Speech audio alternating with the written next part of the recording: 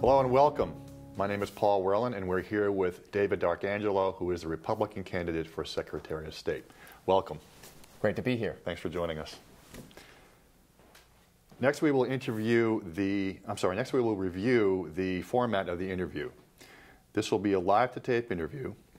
That means that there are no edits once we begin. There was no pre-screening of the questions, and answers will be limited to 2 minutes each. We will start with a 1-minute opening statement, and the candidate after the question, we will start with a 1-minute opening statement from the candidate, and after the questions, we will conclude with a 1-minute closing statement. First question, Mr. D'Arcangelo, you have 1 minute. Mr. D'Arcangelo, you have 1 minute for an opening statement. Hello, it's David D'Arcangelo. It's nice to be with you again. I'm a two-time elected Malden City Councilor at large, and I'm running to be the next Secretary of the Commonwealth. I'm running to open up an office that's been under the same leadership for 20 years. The guy I'm running against, he's been working in the State House for 42 years. It's time for a change. One of the things I want to do is I want to increase transparency with the Secretary of State's office. Open up government. Make your public records available to you. There's been 2 front-page Globe articles about how the Secretary has been hiding documents. Not under my leadership. I'll open those documents up and make them so you can see them. And I want to use modernization. I want to modernize an office that's been operating the same way for 20 years. Let's get with electronic voting. We should be able to lead the nation and the world in electronic voting. So it's David D'Arcangelo. I'm a 2-time elected city councilor at large, running for Secretary of State here. It's great to be with you, and I'm looking forward to talking about all these important issues. Thank you. We will now proceed to the questions. Mr. D'Arcangelo, you have up to 2 minutes to answer each question. The first question is, why should Massachusetts voters care about who serves as Secretary of State? Sure. The Secretary of State's office is a very important position. You're a constitutional officer with executive power.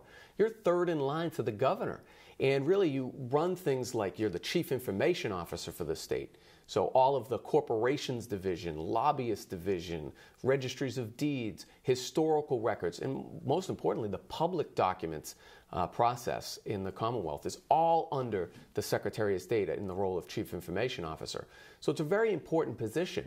You're also the chief elections officer for the state. So certifying local elections, conducting state and federal elections, making sure people register to vote and take part in elections, that's a very important position for Secretary of State as well. So those are the 2 main things that I really want to open up. I want to increase transparency. We've gotten the grade of F when it comes to transparency in government from the National Freedom of Information Coalition. I want to turn that F into an A. We should be a leader in something as important as freedom of information.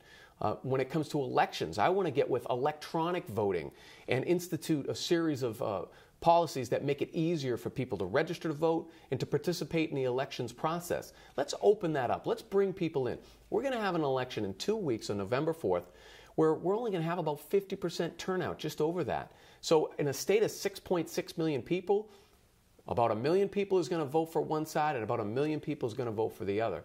I want to open that up. Let's bring more people into the process to have greater civic participation. I think that's how we're going to be able to solve the challenges that we have here in the Commonwealth.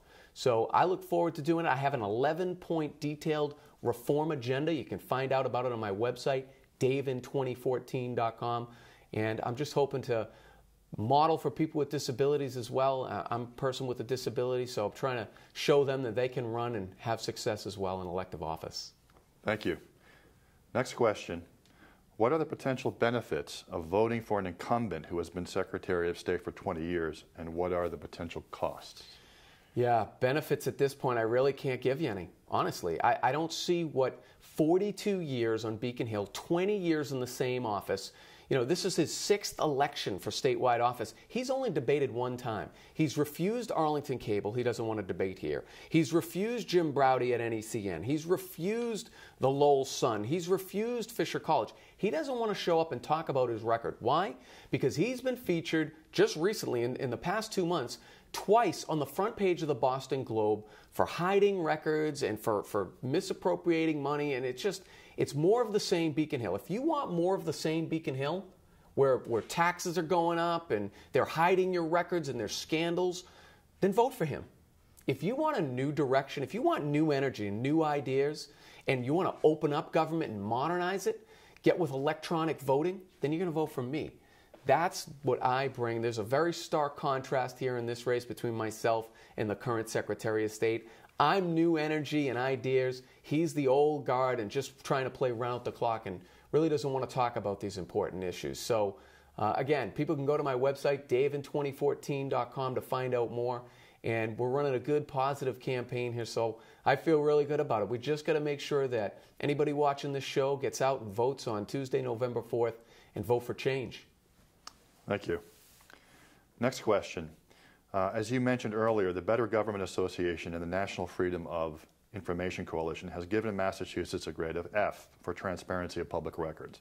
If you were Secretary of State, how would you improve government transparency and responsiveness? Sure. So there's three aspects to it. The first one is Chapter 66, which is the Massachusetts Public Records Law.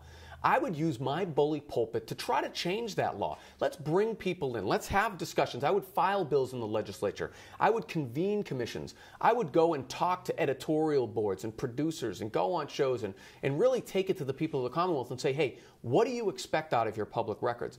I want to open it up. The Secretary has had 20 years, and his record on this, unfortunately, is abysmal when it comes to Chapter 66. So that's the first part. The second part are the regulations. Now, the regulations are promulgated by the Secretary. So on day one, I could use my executive power in the swipe of a pen to change many of those regulations, to make it easier for people to access those records. So that's the second thing. The third thing I would do is make sure that I would put in place the custodian of records and people that I would hire to be able to say, hey, listen, one of the qualifications for you coming to work for me is that you're going to interpret these laws and regulations in a way that's more open. Right now, in law and in the CMR, the regulations, it says that if it's in the public's best interest to make these records available, you're supposed to make them available. But what's the Secretary done? He's hired people and he's put people in positions who don't view it that way. And their inclination is to not make the records available. So a qualification for me would be, if you're coming in, your first inclination should be to make these records available to the people. They're your documents, they're my documents. They're the people's documents, and we deserve to see them. We need an open government that's transparent and accountable. That's what I want to bring. The bottom line is the Secretary has had 20 years. So regardless of what he says, he's had 20 years to get it done, and he just hasn't gotten it done. Don't believe me. Believe these other nonpartisan outside groups that are saying it. Thank you. Next question is, what are the biggest issues facing elections in Massachusetts, and what policy priorities would you support to address them? Sure, I can speak with credibility on this issue, having served as an election officer for the city of Boston, where I've served as a clerk, an inspector, and a warden during a presidential election. Current Secretary can't say that. So I know firsthand the challenges that voters face when they go into a polling location.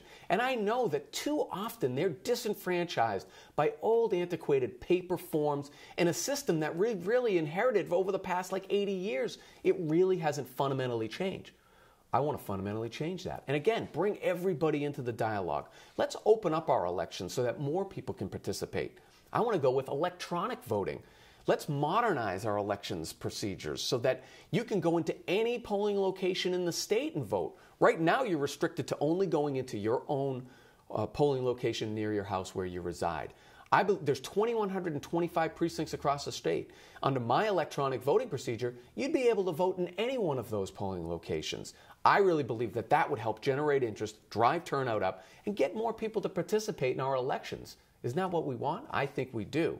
The other thing is, with electronic voting, the current Secretary has been cited by the Department of Justice for non-compliance with reporting on military ballots. That is outrageous, and I will not let that stand. I will ensure through electronic voting that our brave military servicemen and women serving for us overseas have the ability to vote with the same integrity that you and I do. Right, again, the Secretary has had 20 years to do this. He hasn't done it. The technology is there. I will embrace that, and I will make sure that our brave servicemen and women have every ability to vote, and we can do it. We can have secure electronic voting on these military bases, and they can vote just like you and I do walking into the ballot box. So, again, another contrast. I want to open it up. He wants more of the same. Thank you. Next question is, what strategies would you propose to increase Democratic participation and civic engagement in Massachusetts? Yeah, well, I'll tell you one thing I wouldn't do. I wouldn't spend millions of dollars on self-promotional public service announcement that the Secretary has. Instead, I would use that money for a public awareness campaign. Many of your viewers will probably remember back to Schoolhouse Rock, right? So many people saw that on Saturday mornings, and whether it's I'm Just a Bill or, some of the other catchy little ditties they had, I wouldn't feature myself. I would come up with creative ways to be able to engage people and bring them into the electoral process. Particularly, I would start with our youth. I would start in high school at 15, 16, 17, 18 years old. Get them pre-registered to vote. Get them involved in our civic participation. And again, my 11-point detailed reform agenda indicates other ways we can do it as well. Let's remove the I for incumbent from the ballot, or the status of incumbent from the ballot. They already have the advantage that incumbency brings them. Why do they need that on the ballot as well? That's a one-line bill that doesn't cost any money that will help level the playing field. Here's another thing. We can change the designation of unenrolled back to independent. Many of the people who are enrolled either in the Democrat or Republican Party, they're enrolled for a reason. Well, the people who aren't, which by the way is 52% of the people, don't identify with either the Democrat or the Republican Party, let's make them independent. That's what it used to be. And why have a disenfranchising term like unenrolled, that they make it feel like they don't have a point of view? Well, I think those people are independent-minded. Again, that's a one-line bill that doesn't cost any money. Here's another procedure that we could easily do. Another one-line bill that doesn't cost any money. We could have random ballot order. Many jurisdictions have that now. Again, why do incumbents need to be listed first? All three of those things that I just alluded to are incumbency protection. I want to take that down. I want to level the playing field, bring more people into the process, because I think that's what our process is about. Thank you. Next question is, if elected, what steps would you take to improve the office of Secretary of State? I would turn that F into an A. I would make transparency my #1 priority in the Secretary of State's office. Again, they're your records, they're my records, they're the people's records. We deserve to see them. And what's he hiding, by the way? I think we can all agree that certain records shouldn't be public records. When it comes to public safety, when it comes to maybe public bidding, so to make sure that the tax dollars are spent wisely, when it comes to people's medical records, things like that, I think we can understand that certain records. But why is he hiding now for 180 days? He's been stonewalling me. He doesn't want to produce public records that show how much taxpayer money he spent on self-promotional PSAs. That's outrageous. That's one of the reasons we've gotten an F from the National Freedom of Information Coalition. That's one of the reasons that the Reporters Committee down in Washington, D.C. has failed us as well. I would make transparency my #1 priority. And then right after that, and the thing that I think contributes to increase in transparency, is using the force multiplier of technology. Right now we have outdated systems up there, and the website is this Byzantine thing with, by the way, with his face and name on every page. I would get away from the self-promotional thing, and I would make it so that the website can be accessed from any smartphone, which, by the way, it's not really accessible now. Let's install e-commerce features. Let's make it easier for people to interact with their government. One of the important features that the Secretary of State's office is in charge of is the corporations division. So many of the fees are controlled by the Secretary of State. So let's bring those fees down so we can encourage small business and encourage hiring and new jobs here in the Commonwealth. We're one of the most expensive places in the country to do business. And they like to make the argument that, oh, it's only the cost of a cup of coffee a day. Well, it's a cup of coffee here, a cup of coffee there. How many cups of coffee are you going to drink? We need to streamline, open the process, make it more transparent. That's what I'm all about. And again, he's had 20 years. He just hasn't gotten it done. Thank you. Next question is, if you could ask the incumbent one question, what would it be and why? Why won't you release the records? I've been asking you for 180 days to release the records that show how much taxpayer money you spent on yourself. And I know why he doesn't want to debate me. I know why he's ducking debates from Arlington and from NECN and from the Lowell Sun and Fisher College. He's ducking because of his record. I'm not attacking him personally, even though he's attacked me personally. No ways about it. He told the State House News that I spew more lies than a broken sewer pipe. Well, really? Then let's debate them in the public square. He doesn't want to debate. Why? Because he doesn't want to talk about his failed record. And it's very disappointing that he would take somebody. I'm trying to model for other people with disabilities. I'm legally blind. I've been legally blind my whole life. I may be the first person with a disability to ever reach a statewide ballot. So by him not debating me, he's basically saying to all those others with disabilities who may aspire to run, no, you know what? Don't even bother, because you're not going to get a debate. You're not going to be treated as viable. You're not going to be, we're not going to have a chance to talk about these important issues that face the Commonwealth and the people of the Commonwealth. That's outrageous.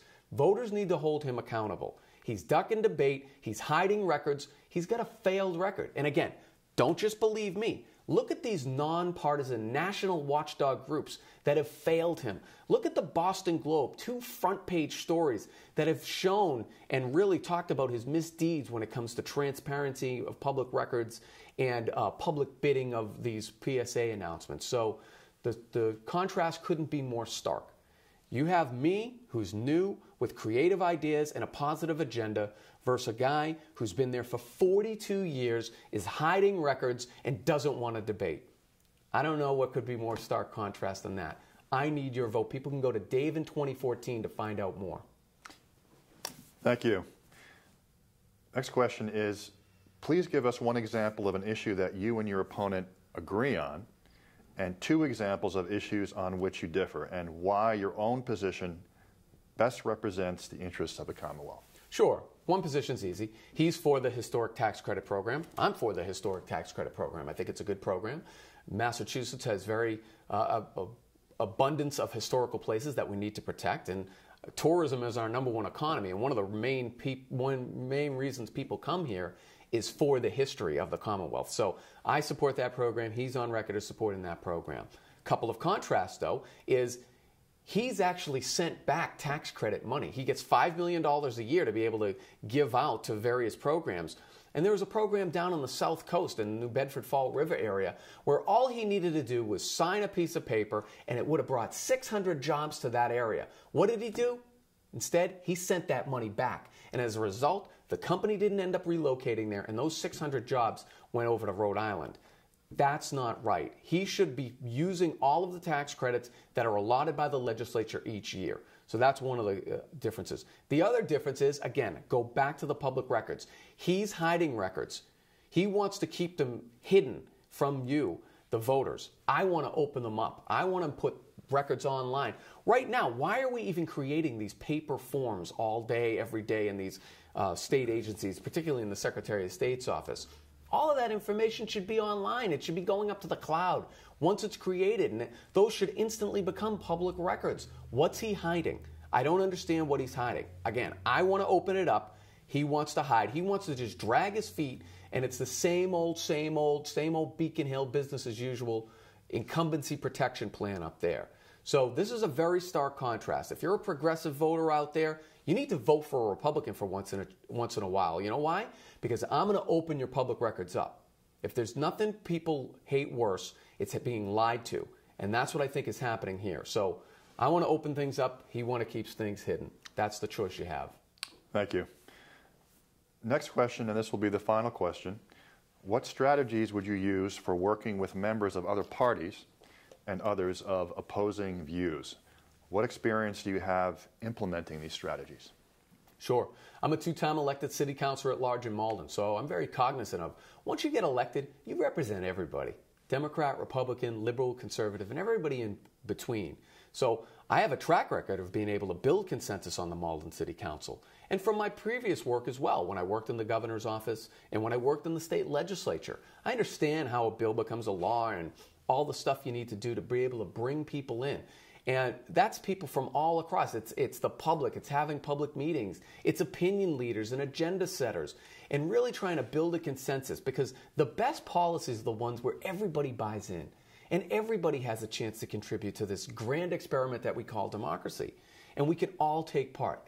At the end of the day, this is still government of the people, by the people, for the people. That's what I'm trying to ensure. And the way you do it is going out and building consensus. And by debating issues in the public square and talking about things. What's Bill Galvin done? He hasn't done that. He won't debate. He's front page news of the Boston Globe with problems on public disclosure. He's In the National Freedom of Information Coalition and all these other national watchdog groups, he's getting Fs from them. So again, the difference could not be more stark. You have me, who's the new energy with ideas and with positive attitude, wanting to open things up and modernize. And you have Bill Galvin, who's been on Beacon Hill for 42 years. He's been secretary for 20 years. He just hasn't gotten it done. He's gotten an F. He's front page stories with scandals, and he just wants more of the same old, trying to run out the clock, nothing to see here. Need people to get active and engaged. Go to davin2014.com, call your editors, call your producers, call reporters. This is an important election. Elections matter. And the history, at stake here is the history of our state and the future of our Commonwealth. It's very important. I'm asking for your vote. Thank you, Mr. D'Arcangelo. You now have 1 minute for a closing statement. Sure. Thank you so much, and thank you to Arlington and everybody else who's going to be seeing this. I really appreciate the opportunity to be with you. It's David D'Arcangelo. Davin2014.com is my website. You can go there, find out about my 11-point plan, my reform agenda. It's a positive plan to bring new accountability into government. We need more transparency in government, and that's what I plan to bring. We need a government that's modern, and I have plans to institute electronic voting and a whole series of things that will open up our government and use the force multiplier of technology to make our government better for you, the people. Because at the end of the day, you're the boss. I understand that. I'm a city councilor at large in Malden, and I know that if elected, you'll become my boss. So it's been a very great campaign, and I'm asking for your vote on my positive plans. Go to Davin2014 to find out more. But once again, it's David D'Arcangelo for Secretary of State. Thank you for having me, and it's great to be with you. We want to thank Mr. D'Arcangelo for participating in our conversation. Thank you for being here today. Thank you. Please make your voice heard by voting at the state election on November 4th, 2014. For Arlington Public News, this is Paul Werlin. Thanks for joining us.